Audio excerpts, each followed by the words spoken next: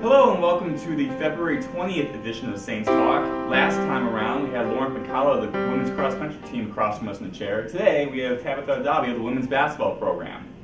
Tabitha, thank you for joining us. Thank you for having me. Now you have been, as we were just discussing a little bit off camera, you've been in the States now for 5 years. 5 years. And originally from Nigeria. Yes, sir. So what's that transition been like coming, moving across the pond as they call it, to the stateside? It was interesting. It was a culture shock. Well, I still experience culture shock here. It was challenging, but I was really thankful, and I had the opportunity to be set up with people right from coming from the Rock, because I did a year in high school and then going to Santa Fe and then coming here. I've just been blessed with people that helped me through the transition, so it wasn't as challenging as it would have been if I just without having those people. So it's been interesting. Wonderful. So you ended up, when you first came here, going or in Keystone Heights, Florida, where you went to high school, and was that your first time ever playing basketball, or had you played back home? So I started learning back home, but it was different. I would just go drill the ball back home, but I had never played an actual game till I came here February 2014, I think. So I played my first game in February in high school, and the season was about to be over, so I played one game 11th grade year. So I didn't really play group organized basketball until my 12th grade year in high school. So Was basketball always something that you knew you wanted to play at an organized level, at a higher level, high school to the next step, college, or is it something that just kind of fell into your lap a little bit? it was a little bit of both. So it fell into my lap, and then I realized that I wanted to go further, because back home I didn't really know anything about basketball. So I remember one day walking from school, and this lady was like, "You need to do something with your height." And she stopped me, and she was so passionate. She told me it was she was really, it was so, she was like, "If you don't play basketball or be a model, God is going to be mad at you." And I was like, she literally said God was going to be mad at me, and I was like, and then I went home and I was on Facebook, and I remember seeing my friend, he had a picture on the basketball court, and I was like, and the whole time I was just thinking, I don't want God to be mad at me. But she was so passionate about how she was like, "You have to." And I was like, "Do you play basketball?" He was like, "Yeah, do you want to?" And I was like, "I really don't know anything about it, but," and then he was like, "Okay, where do you live?" And the next day he bought me a basketball, and then the next evening my mom bought me basketball shoes, and then I would go to the court and just dribble the ball. So I didn't really think much about it. I had done that for a year, and on and off, and I was going to stop because I was trying to focus on getting into university, because I was about to go into my 12th grade year. And this coach, he was like, "Do you want to go to America?" And I was like, "Yeah." And then he was like, "You could play basketball in America." And I was like, "And go to school?" He was like, "Yeah, you could do both." And I was like, "Well, yeah, if I could do both, because I'm not going to stop school because of basketball." And then he was like, "If you could do both." So he starts searching online, and he finds a scout in Serbia, and the scout in Serbia finds my high school coach in Florida, and I was asked to make a video. And I remember standing there, and I was like, because we didn't know how to edit the video, so I stood there for 30 minutes. I had to make 5 free throws straight. It was so hot outside, but it was fun making the video. Great. And I always talk about how I got a scholarship with a right layup, left layup, and 5 free throws. But it was a whole God thing, how it just boom, boom, boom happened. So yeah. Well, we can say with certainty that God is certainly not mad at you, because the numbers that you put up on the basketball court is absolutely astonishing. I mean, first of all, the one season you had at the Rock School in Gainesville, you averaged 8 points per game, 7.9 rebounds a game, and 2.3 blocks per game. Now, that was your first year of in-states organized basketball. Those numbers are pretty great to put up. At that point, did you realize that, this is something that I can not only be good at, but dominate at the next level too? After high school, I was like, I could see myself going further, but then I had come to a point where I was little to myself, because I was like, well, how am I going to play college ball? All these girls have been playing basketball since they were 10. I'm 18, but then I realized that, for one thing, I have the height advantage, and I have the heart, so I didn't let that discourage me. So I just okay, well, whatever school I go to, I'm just gonna, because my goal was to go to a junior college where develop my skills. And like whatever school I go to, I was just gonna put in work and just go further. So I didn't let that bring me down. But I did have I should have started earlier moment. But I'm like, we already started, so let's just keep going. So yeah. Very cool. Well, I'll tell you what, heart's as much as important as pure talent. Yes, sir. You can have pure talent and be great. You can have pure heart and great without the other one. But when you have both of them, it's a dangerous combination.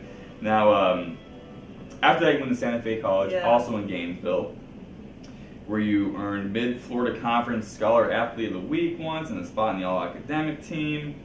Sophomore, you played 30 games, 28 starts, averaged 9.4 points. We're going to boast on you a little bit here. Team best 11.4 rebounds a game, scored a season high 22 points against Daytona State, grabbed a season high 19 rebounds against Daytona State, I believe on a later date. Blocked a season high 12 shots versus Central Florida. You were FCSAA, all Mid-Florida Conference first team selection. So that was all even before coming to Flagler. You were already starting to open some eyes up. Now my question to you is, what opened your eyes up to Flagler? Because it's a smaller school. You think about college basketball. You think about the Dukes and women's side. You think about UConn. You think about Tennessee and things like that at the D1 level. And being from Nigeria, you probably certainly have never heard of Flagler. So what introduced you to Coach E, Erica Blank Montgomery, for the folks at home, and Flagler College women's basketball? What got you introduced to that? I remember after the game, I went into my locker. I think we had won that game, and I looked, and it was this fancy envelope, and it said Flagler. I was like, oh yeah. It was just so nice and pretty, and I was like, oh, that's not why I came here. But nice envelope. So I'll keep that in mind. Nice fancy folder and the handwritten notes, and I was like, oh, this is nice.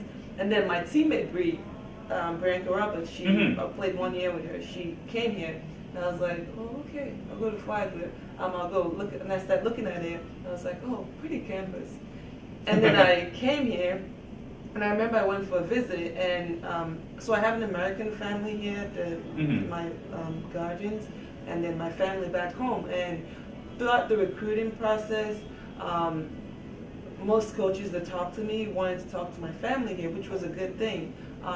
But Coach Erica was the only one that really wanted to talk to my mom back home. And throughout the visit, she was like, call your mom, let's talk to your mom. And I was like, my mom? She was like, yeah, talk to your mom. And it was really like, I don't know, it just really stood out. Cause, I mean, my family here, I love them. And my mom back home, she doesn't. Whenever I show her what I do, she's like, I don't know what you're doing, but good job. And she was like, I saw they put you on here, good job. I don't know what this means, but she could not understand a basketball game. And so I could see why. But it was just really nice how I remember on the beach and she kept, call your mom. And I was like, she really wants to talk to my mom back home too. So it just felt, it was just more like a family place. And I mean, look at this place, it's so pretty. And then like my teammate I was gonna play with her a year, and the girls that were already here, everything just, when I came on my visit, like I didn't want to go, like it was just fun, it was just felt like home. And then I remember going to Skeeter's office, and he already had my schedule to like graduate, and I was like, oh, these people are prepared, like he had set up my classes from like, take this classes, everything was just. And then the coaches too, I knew that if I came here, like if I worked hard, like we could do great things and like just be a great time. So it wasn't a hard decision coming here. That's great. Yeah, that's always good to hear. And so it wasn't a hard decision coming here, and well, we've enjoyed every second of it on and off the court. But if you want to talk about things on the court, you are a senior this year. Yes, sir. Junior year, you averaged 10.1 a game. 12.2 rebounds a game. You broke the school's single-season record with 105 block shots in the season. At a team high 13 double-doubles. You also recorded the first Flagler triple-double, 20 points, 15 boards, and 12 blocks at Young Harris. You ranked second in the country in block shots at 404 per game, fourth in rebounds per game, 12.2. And also in defensive rebounds per game at 9, and sixth for rebounds a game. Broke the school record for rebounds in the game with 23 at North Georgia. You were selected once as PBC's Player of the Week, and you were also the conference's Defensive Player of the Year. And equally as important, because everyone here is a student athlete, you were a PBC Presidential Honor Roll Presidential Scholar. Let's talk about that a little bit, because academics and athletics is not always easy to balance. How's that been like? What are you studying here? I'm studying psychology and sociology, so I have a, Even tougher. Yeah. Psychology and sociology. yeah, There you double go. major in Wow, double major. Yeah. So what's it been like balancing the two? I don't know if it's because when I started playing basketball, I was already a student, so I was never just like it was when I started playing basketball in high school, I was already doing that with sports, so there was that getting used to. And then when you have like coaches, well, first of all, if you don't do good in class, you can't play. So it's like just knowing that is motivation enough to, well, I really want to play basketball, and I want to. But then again, I really want to do good in class. But just knowing that that's not just about me; it's about your teammates too. It's like when you're studying for that test, you're starting to get that degree, and you're starting to pass the exam and be successful in life. But at that moment, you're starting to also, if you don't pass, you can't play, and you're gonna let your teammates down. So it's not only you; it's other people.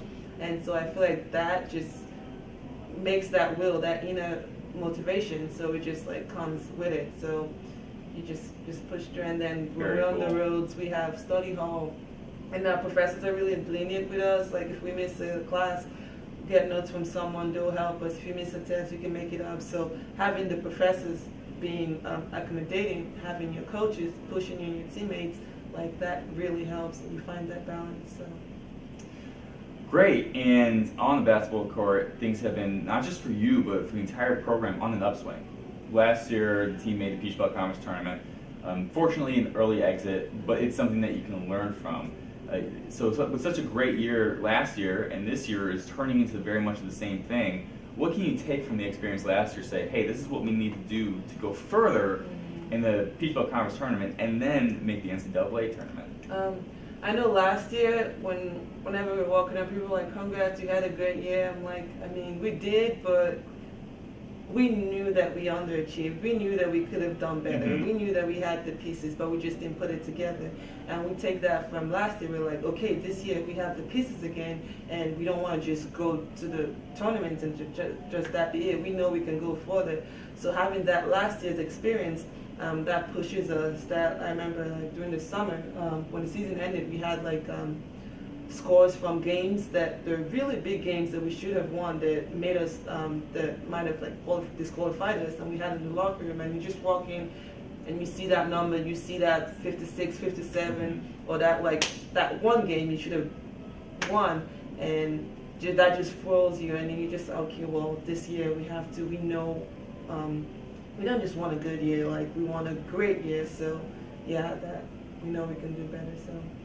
So it's obviously you want to play at home in postseason play, which you got to do last year, and right now the team is sitting in a good position to be able to host again.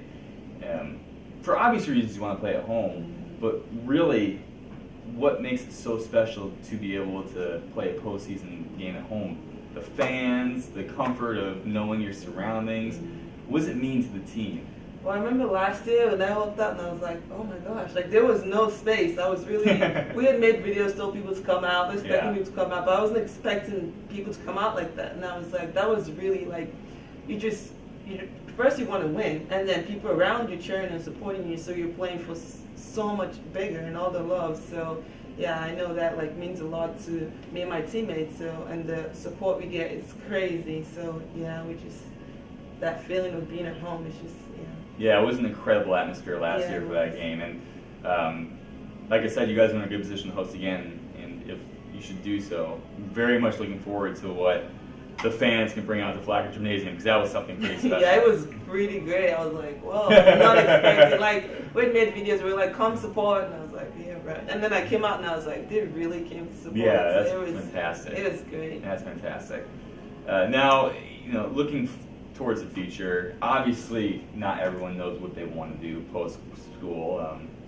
Some people are 50 years old and they still know what they want to do. But do you have an idea of what's next for you? I want to go to grad school, but I want to like take a year off and then like go back to grad school, but that's about it. All right, well, hey, nothing wrong with that. That's great, grad school on the horizon, and absolutely, taking the year off would be, I think, well-deserved. Well-deserved after the incredible career you've turned in 2 seasons here and your 2 seasons in Santa Fe. your transition from different countries too is an impressive feat in itself. So Tabitha, thank you very much for joining us. Thank you. We're very happy to be able to talk to you. Thank you. We're very excited to see what this women's basketball team does coming up here. We have 2 games left. One this Wednesday, and then home games next September. Saturday, the March 2nd, which is Senior Day. Senior game. So that will be a special one for you for sure. And we look forward to it. We look forward to the conference play, and we're looking forward to potentially hosting a conference tournament game here at Flagler. Thank you so much. Thank you for joining us. Thank you.